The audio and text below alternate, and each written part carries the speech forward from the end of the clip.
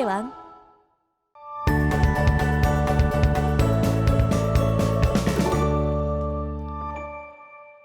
자, 오늘 학습할 단어는 순열입니다.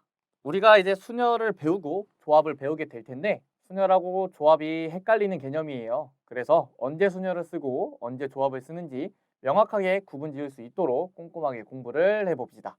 자, 순열을 설명드리기에 앞서서 제가 일단 설명드릴게 계승을 활용한 나열. 계승을 활용한 나열을 먼저 설명을 드릴 거예요. 자, 지금 제목이 상당히 어렵죠? 제목이 상당히 어려워 보일 수 있는데 우리가 일단은 제목을 신경 쓰지 말고요. 요거를 한번 들어보세요. 사람이 A, B, C가 있어요. A, B, C가 있는데 얘네를 순서대로 줄을 세울 겁니다. 그래서 여기 맨 앞에 오는 친구, 중간에 오는 친구, 뒤에 오는 친구 이렇게 자리에 나열을 해줄 건데 경우의 수를 셀 거예요. 경우의 수를 셀 건데 자, 우리가 맨 앞자리에 학생들이 지금 3명이 올 수 있죠. A가 오거나 B가 오거나 C가 올 수 있어요. 그러면 맨 앞자리에 경우의 수가 3가지인 거죠. A 또는 B 또는 C가 다 들어갈 수 있으니까. 자, 그러면 여기 한 명이 지금 들어갔어요. 그러면 두 번째 자리에는 몇 명이 올 수 있어요? 지금 A, B, C 중에 B가 지금 맨 앞자리에 섰다고 해봅시다. 그러면 한 명이 섰으니까 둘 중 하나가 서겠죠. 그래서 경우의 수가 2가지예요. 자, 그러면 마지막 자리에는 이제 한 명밖에 안 남았겠네요. 두 번째 자리에 C가 들어갔으면 마지막에 A가 들어올 수밖에 없으니까 경우의 수가 1가지밖에 없는 거예요. 자, 그럼 우리가 이렇게 썼을 때 맨 앞에 3가지 경우의 수, 가운데 2가지 경우의 수, 맨 뒤에 1가지 경우의 수, 각각의 경우의 수는 곱해야 될까요? 더해야 될까요? 우리가 이거는 지금 곱해줘야죠. 왜죠? 우리가 줄을 세워야 어떤 결과가 나는 겁니다. 줄을 세우는 게 3명을 다 세워야 하나의 결과인 거예요. 그래서 3 곱하기 2 곱하기 1을 해서 6가지 경우가 나옵니다. 자, 그러면 사람을 조금 늘려볼까요? A, B, C, D예요. 그러면 자리가 4개일 테고 맨 앞자리, 두 번째 자리, 세 번째 자리, 네 번째 자리. 맨 앞에 A, B, C, D 중 4명이 다 올 수 있고 한 명 섰으면 3명 오고 나머지 2명, 나머지 1명. 그래서 4명을 데리고 4명 줄 세우는 경우의 수는 4 곱하기 3 곱하기 2 곱하기 1입니다. 그러면 우리가 이거를 조금 기호로 표현을 하고 싶은 거예요. 기호로 이제 이걸 어떻게 표현하냐? 4에 느낌표를 달아줍니다. 이 느낌표를 우리가 팩토리얼이라고 읽고요. 팩토리얼이라고 읽고 요거를 계승이라 합니다. 계승. 4의 계승. 자, 만약에 n의 계승이에요. n의 계승을 구하라는 말은 우리가 n의 팩토리얼이라고 읽는 경우가 훨씬 많고요. n 팩토리얼이라고 쓰면 n부터 1까지 있는 숫자들을 모조리 다 곱해주는 겁니다. 1까지요. 자, 그럼 만약에 5 팩토리얼이에요. 그러면 5 곱하기 4 곱하기 3 곱하기 2 곱하기 1이겠죠? 자, 그래서 우리가 3명을 가지고 3명을 나열하면 3 팩토리얼이고요. 4명이 있는데 4명을 나열하면 4 팩토리얼입니다. 그거를 우리가 n의 계승을 활용해서 표현을 해준 거예요. 그래서 제가 계승을 활용한 나열이라고 제목을 붙였습니다. 자, 요게 지금 3명이면 3명을 나열했고요. 4명이면 4명을 나열했고 10명이면 10명을 나열했겠죠. 그러면 10 팩토리얼일 겁니다. 자, 이번엔 뭐를 할 거냐? 사람이 있는데 다 나열하지 않아요.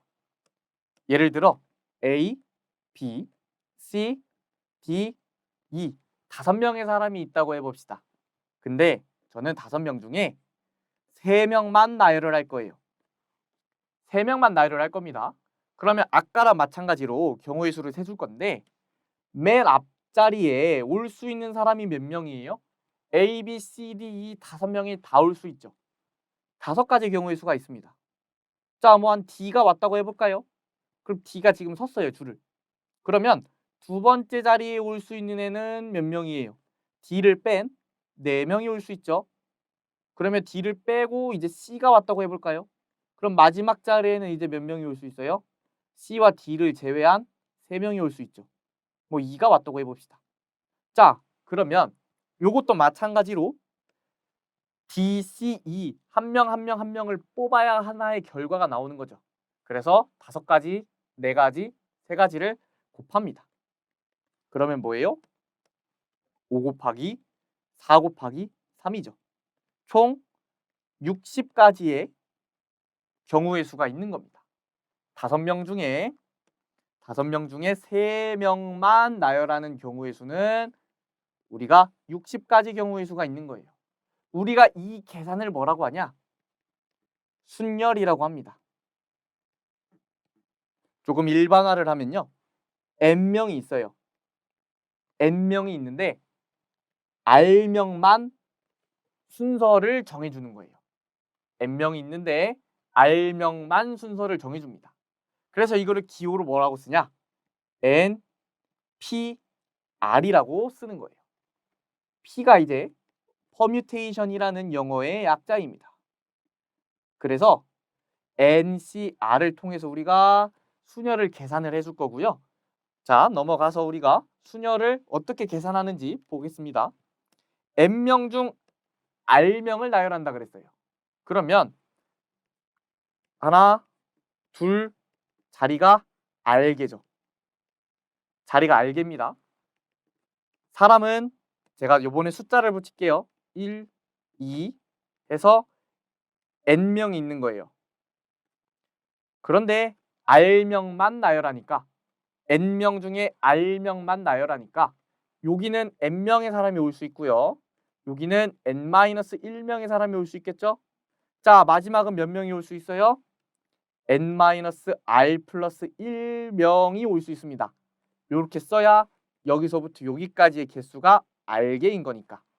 그래서 곱의 법칙에 의해서 얘네들을 모두 곱한 게 바로 NPR을 계산하는 거예요.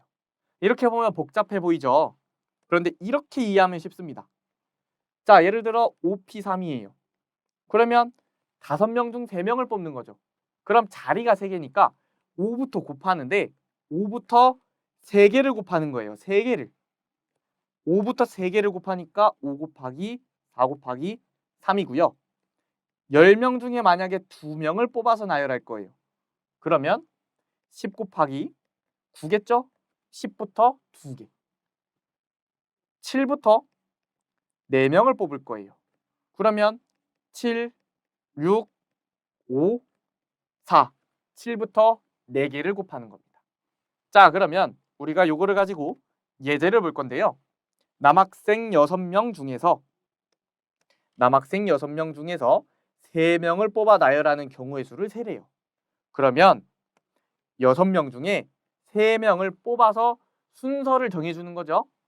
그래서 6P3인 겁니다. 우리 이 퍼뮤테이션, 이 순열의 제일 중요한 개념은 순서를 정해준다는 개념이에요. 순서를 정해준다. 그래서 문제에도 뭐라고 써 있어요? 일렬로 나열한다. 일렬로 나열한다는 거는 맨 앞자리, 두 번째 자리, 세 번째 자리 이런 식으로 순서를 정해준다는 겁니다. 자, 그러면 6P3을 계산하는 건 우리가 이제 어렵지 않게 계산을 할 수가 있죠. 6 곱하기 5 곱하기 4 계산해주면 120가지의 경우의 수가 나옵니다.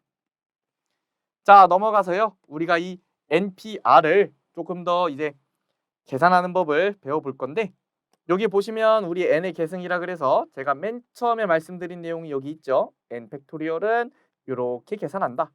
그럼 이 팩토리얼을 가지고 우리가 NPR을 쓸 수 있는데요. 뭐라고 쓰냐? n-r 팩토리얼 분의 n 팩토리얼이라고 쓸 수 있습니다. 자, 예를 들어 6p3이에요. 그럼 제가 아까 6부터 숫자 3개를 쓰면 된다 그랬죠. 그럼 요거를 어떻게도 쓸 수 있냐? 분자에는 6 팩토리얼을 쓰고요. 분모에는 3, 2, 1을 소거시키기 위한 3 팩토리얼을 써줍니다. 자, 이 6은 n 팩토리얼의 역할과 같고요. 분모에 있는 3 팩토리얼은 n-r의 팩토리얼과 같은 거예요. 그렇게 해야 분모의 n-r 팩토리얼이 분자에 있는 n 팩토리얼에서 우리가 필요 없는 부분을 지워내니까 3 곱하기 2 곱하기 1을 분모가 지워내니까 이렇게 계산할 수 있는 겁니다. 자, 추가적으로요. 우리가 헷갈리는 계산 몇 개만 보고 넘어가겠습니다. npn은요. n명 중에 n명을 나열하는 거니까 n 팩토리얼로 계산하면 되고요. np0는 n명 중에 0명을 뽑아 나열하는 거죠. 그러면 아무것도 선택 안 하는 경우 한 가지가 있는 겁니다. 0이 아니에요. 그리고 0 팩토리얼은 0명을 나열하는 거니까 그것도 경우의 수 하나라 1이 됩니다. 자, 그리고 우리 뒤에 넘어가서 이제 NPR 계산하는 거 한 번만 더 해보고 이번 시간 마치도록 하겠습니다. 자, 4P4는요. 4명 중에 4명 나열하는 거죠.